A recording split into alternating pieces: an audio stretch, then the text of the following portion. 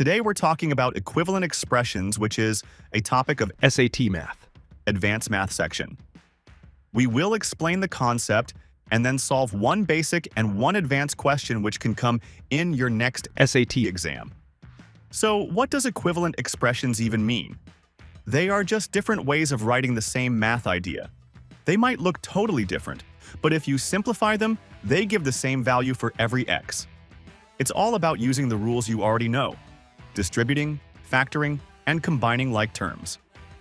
Let's start with a basic question which is common in SAT exam. We've got x plus 5 plus 2x minus 3. Now here we combine like terms. X plus 2x becomes 3x. 5 minus 3 gives 2. So according to the given equation, we add 3x plus 2. That's it, just adding and simplifying. The correct option is B, 3x plus 2. Now let's move to something advanced. We have the fourth root of x squared plus 8x plus 16, and x is greater than 0. The key here is to notice that inside the root, x squared plus 8x plus 16 can be factored. It's a perfect square trinomial, which is a three-term algebraic expression that results from squaring a binomial, so it becomes x plus 4 squared.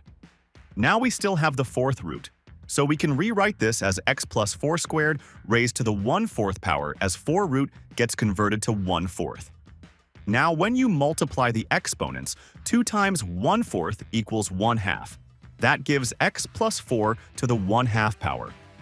The correct option will be D, x plus 4 to the power 1/2. So what looked complicated at first actually simplifies really cleanly. If this walkthrough helped you understand how to solve them, make sure to hit subscribe, and I'll see you in the next one.